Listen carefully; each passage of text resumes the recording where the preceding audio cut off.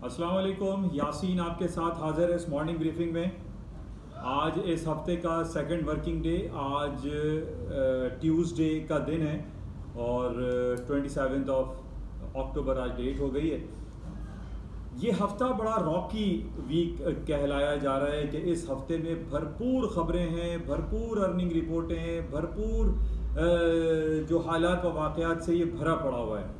आज सबसे इम्पॉर्टेंट हमारे पास, जिस तरीके से मैंने आपसे ये कहा कि ये आखिरी क्वार्टर चल रहा है इस साल का, और इस साल में के आखिरी क्वार्टर में जो 3 क्वार्टर हमारे गुजरे हैं उसके अंदर डिफरेंट अर्निंग रिपोर्ट्स का सिलसिला शुरू हो जाता है। तो आज हमारे पास दुनिया की एक one of the biggest earning report आने वाली है, दैट इज़ माइक्रोसॉफ्ट। रात को मार्केट क्लोजिंग पे इसकी रिपोर्ट आएगी, उसको भी आप चेक कीजिएगा। उसकी जैसे मैंने आपसे ये कहा कि जितनी भी ये जो जॉइंट बड़ी बड़ी कंपनी जो कि $1 ट्रिलियन कंपनीज बन चुकी हैं, इनकी आउटकम पे, इनके रिजल्ट अनाउंसमेंट पे मार्केट में खासी एक भूचाल जैसी कैफियत रोनुमा होती है। तो बहरहाल इसकी बड़ी इंपॉर्टेंस आज रात में रहेगी।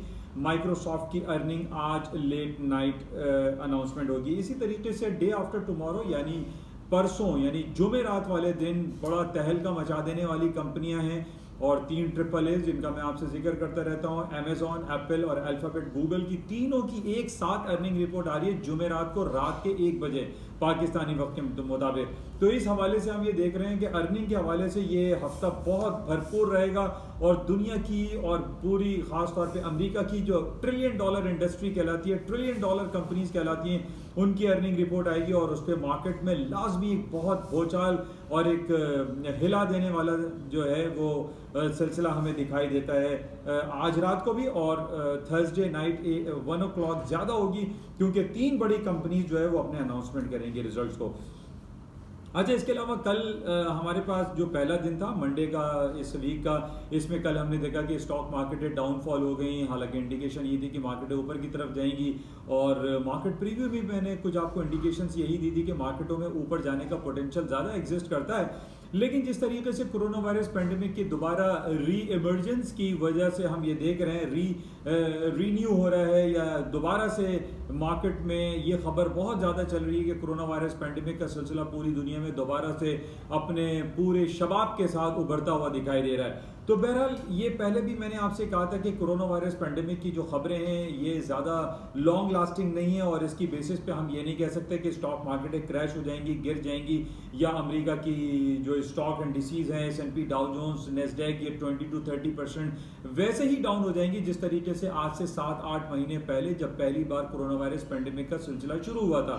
अब ये खबरें हो गई हैं पुरानी, अब लोग इसकी तरफ इतना कान अपना ध्यान नहीं दे रहे हैं जितना इससे पहली बार जब ये हुआ था कि जनाब कोरोना वायरस पेंडेमिक फैलता चला जा रहा है और हज़ारों लाखों की तादाद में लोग मरना शुरू हो गए। तो ये बहुत ज़्यादा एक हाइप क्रिएट हो गई थी और उसके बाद फिर हमने देखा कि जैसे जैसे वक्त गुजरता रहा, billions and trillions of dollar के इकोनॉमिक स्टिमुलस पैकेजेस न सिर्फ अमेरिका ने पेश किए बल्कि यूरोपियन यूनियन ने भी बिलियंस ऑफ डॉलर के इकोनॉमिक स्टिमुलस पैकेजेस अपनी आवाम को दिए। और पिछले हफ्ते हमारे पास ये भी खबर आई थी कि जनाब $20 अरब के सोशल बॉन्ड इशू किए हैं यूरोपियन यूनियन ने ब्रसल्स की तरफ से, और जिसकी वजह से हम ये कह सकते हैं कि ये पॉजिटिव है स्टॉक मार्केट के लिए। इसी तरीके से आज जो अर्निंग रिपोर्टें आ रही हैं, इस हफ्ते जो अर्निंग रिपोर्ट आएगी वो हमारे लिए पॉजिटिव होंगी। उसकी वजह ये है कि ये जो $4 ट्रिलियन कंपनीज हैं, यानी आज माइक्रोसॉफ्ट है, उसके बाद ट्रिपल ए जो कंपनीज आएंगी, ये $1 ट्रिलियन के मार्केट कैपिटलाइजेशन को क्रॉस कर चुकी हैं। बल्कि एप्पल तो $2 ट्रिलियन इंडस्ट्री बन चुकी है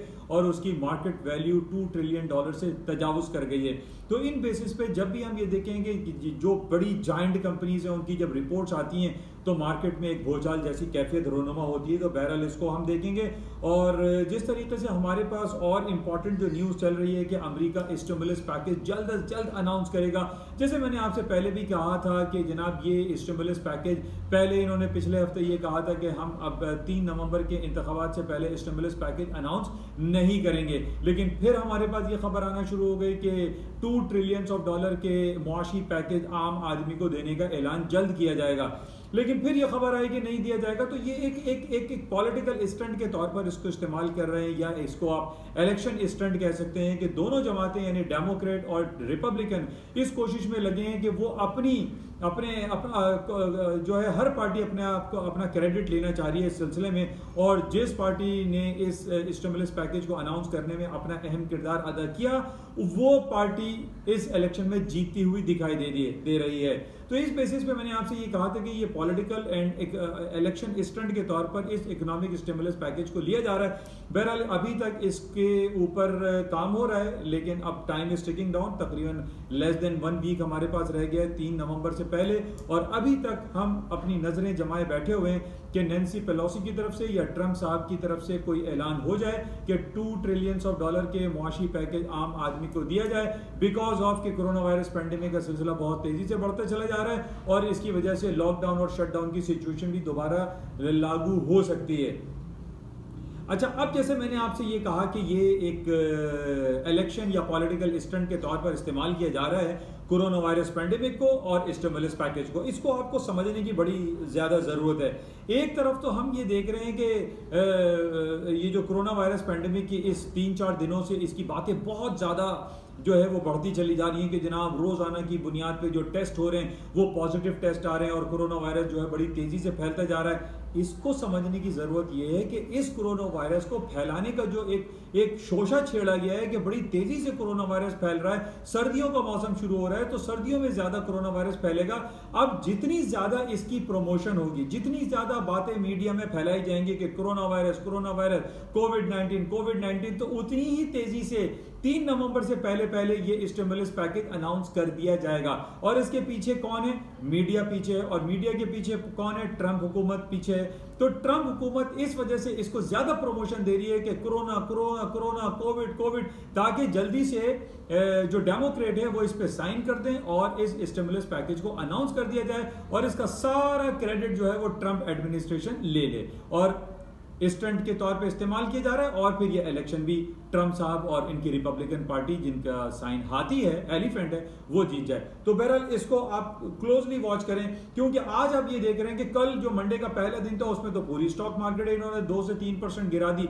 आज क्या हुआ? आज क्या कोरोना वायरस खत्म हो गया? नहीं, आज मार्केट ऊपर की तरफ चल रही है। तो व्हाट इज दिस? एक दिन में कोरोना वायरस आता है, दूसरे दिन कोरोना वायरस खत्म हो जाता है। तो ये सारा एक गेम, एक conspiracy behind these all happenings हो रहा है कि जनाब कोविड-19 के बेसिस पे और वैक्सीन की बेसिस पे या स्टिमुलस पैकेज के बेसिस पे कौन सी जमात इस इलेक्शन में जीतेगी। बहरहाल टाइम अभी हमारे पास बहुत शॉर्ट है, तकरीबन 5 से 6 दिन रह गए और इसको हम चेक करना पड़ेगा कि इस स्टिमुलस पैकेज और वैक्सीन के अनाउंसमेंट के हवाले से क्या सिलसिले रहते हैं और मार्केट इसको किस तरीके से हैंडल करती है। अच्छा, इसके साथ ही ऑयल की बात हम कर लेते हैं। क्रूड ऑयल की बात मैं आपसे एक ही बात कहता चला आ रहा हूँ कि मार्केटें उस वक्त तक ऊपर नहीं जाएंगी जब तक सऊदी अरब अब्राहम एकॉर्ड पे दस्तखत नहीं कर देता और इसराइल की इंटेग्रिटी को वो 100% कबूल नहीं लेता। तो बहरहाल इसी बेसिस पे हम ये देख रहे हैं कि अभी एक नया हरिकेन की खबरें भी आ रही हैं कि एक नया हरिकेन हिट होने वाला है गल्फ ऑफ मैक्सिको की साइड पर। उस बेसिस पे भी मैंने आपसे पहले भी कहा था, चाहे ओपेक है, ओपेक प्लस है, रूस है, सऊदी अरब है, ईरान है, इराक है, ये चाहे जितनी अपनी प्रोडक्शन कट के हवाले से बयानात दे दें, चाहे जितनी प्रोडक्शन जो है वो सप्लाई करने की बातें कर लें, इससे कोई फर्क नहीं पड़ेगा अनटिल एंड अनलेस जब तक सऊदी अरब अब्राहम एकॉर्ड पर दस्तखत करके इसराइल की इंटेग्रिटी को एक्सेप्ट नहीं कर लेता। और इसी बेसिस पे सऊदी अरब के ऊपर बहुत ज़्यादा इंटरनली एंड एक्सटर्नली बहुत ज़्यादा प्रेशर है और उसको ये कहा जा रहा है कि अगर आपने अब्राहम एकॉर्ड पे दस्तखत नहीं किए तो ऑयल की मार्केट को वो $20 तक लेकर चले जाएंगे और उससे सिर्फ और सिर्फ जो लॉस होगा वो सऊदी अरब को होगा और सऊदी अरब फाइनेंशियली एक कोलैप्स की सिचुएशन उसके ऊपर लागू हो सकती है। और उसकी वजह यह है कि तेल की उनकी जो एक रेवेन्यू जनरेशन का सिलसिला है वो खत्म हो जाएगा, प्लस हज और उम्रे की जो अदायगियां हैं जिसकी वजह से उनको बिलियंस ऑफ डॉलर की एक इनकम जनरेट होती है हज और उम्रा में, जो लोग सादत हासिल करने के लिए आते हैं वो आमदनी भी खत्म हो चुकी है बिकॉज ऑफ कोविड-19। तो ये बड़ा गेम चल रहा है सऊदी अरब के अगेंस्ट में और उसके ऊपर प्रेशर बिल्ड किया जा रहा है कि वो अब्राहम एकॉर्ड पे दस्तखत करे, जिसकी वजह से तेल की कीमतें नीचे की तरफ आपको दिखाई दे रही हैं। तो बहरहाल इसके साथ ही हमारे पास आज ये खबर आई है, जैसे मैंने पहले भी आपसे ये कहा था कि ट्रम्प साहब बड़ी तरीके से वो दस्तखत करके कहते हैं कि मैंने ये सॉफ्टवेयर कंपनी को बंद कर दिया और इसको मैंने एग्जीक्यूटिव ऑर्डर इशू कर दिए।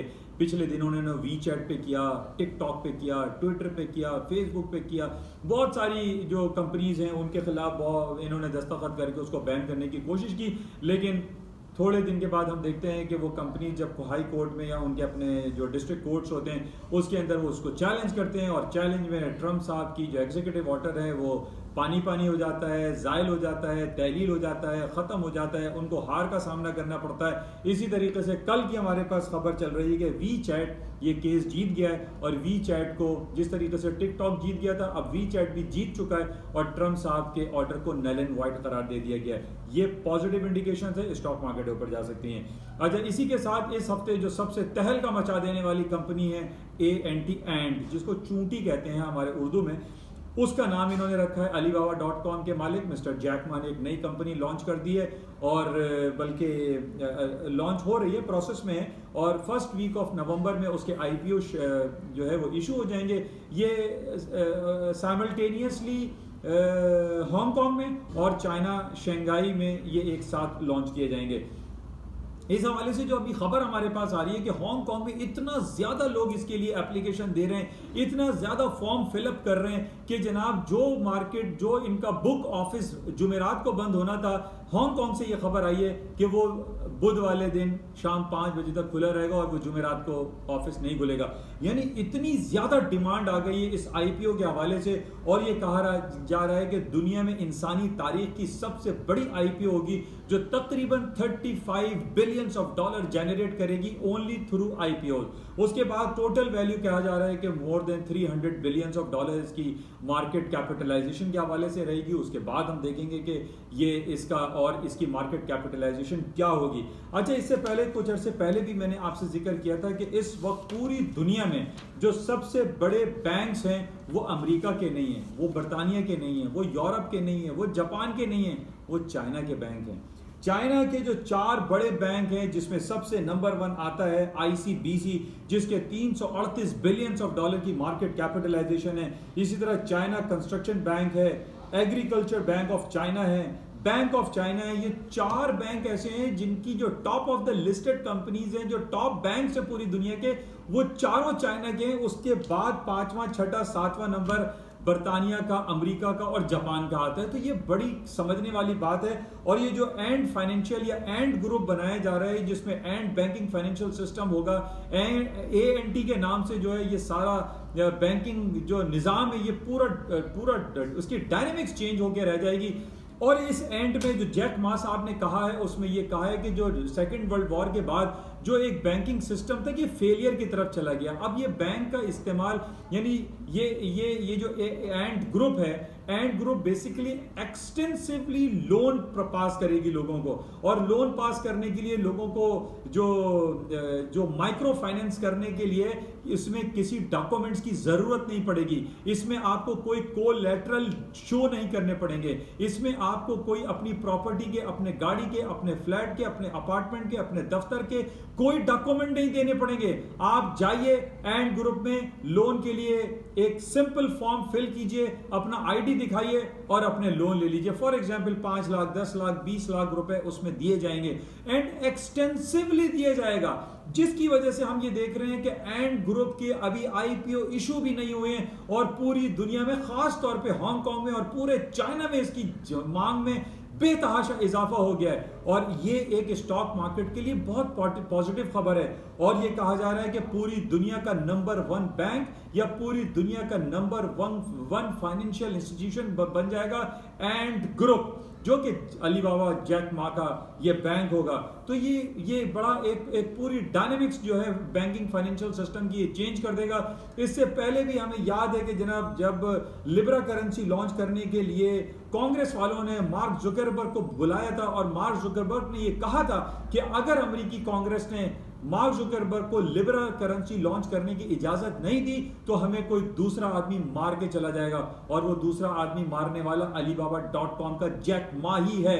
और यही जो है अमेरिका को ये आईना भी दिखा सकता है और अमेरिका को डाउनग्रेड कर सकता है, क्योंकि ये एएनटी फाइनेंशियल ग्रुप जो है ये पूरी दुनिया में, अभी तो सिर्फ हांगकांग और चाइना में ये तबाही मचाएगा और अपनी फाइनेंशियल जो है इसकी इंटेग्रिटी है, फाइनेंशियली जो इसका एक्सपोजर है ये पूरी दुनिया में फैल जाएगा।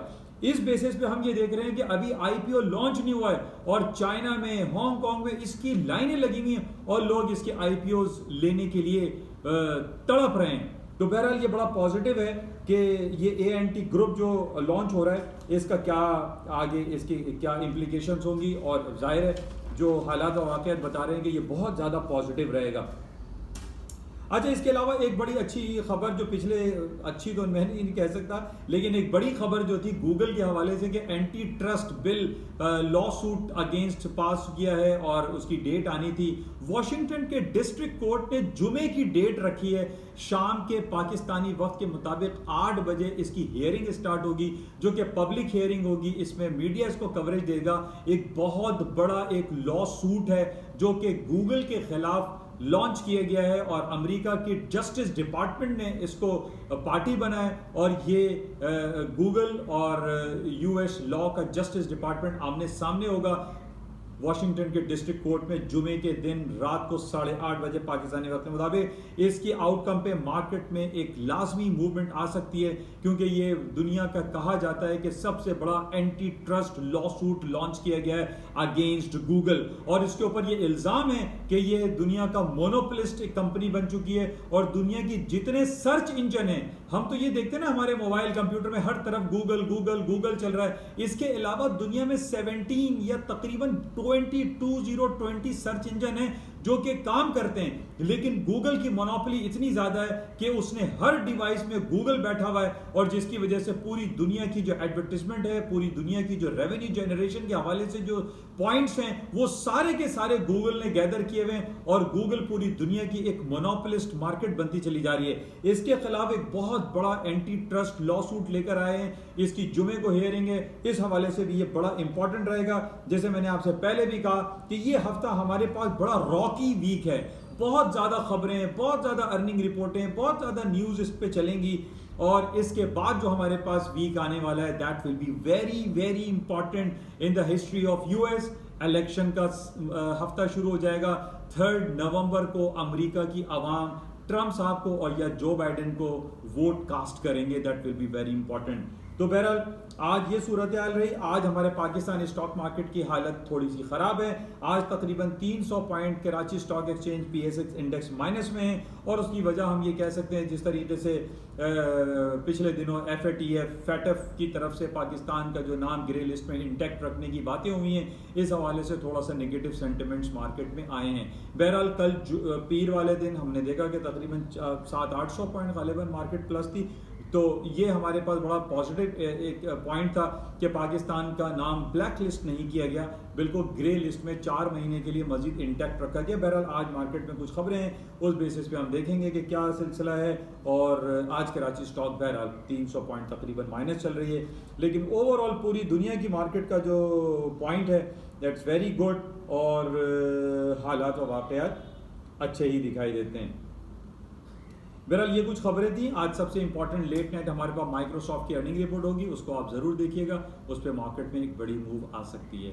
इंशाल्लाह राब्ते में रहेंगे। उस वक्त तक के लिए इजाज़त दीजिए, खुदा हाफिज़। जाते हुए आपसे गुजारे कि इस यूट्यूब चैनल जिसका नाम NI ऑन मार्केट है, इसको लाइक करें, शेयर करें और सब्सक्राइब करें with bell icon. Thank you, खुदा हाफिज़।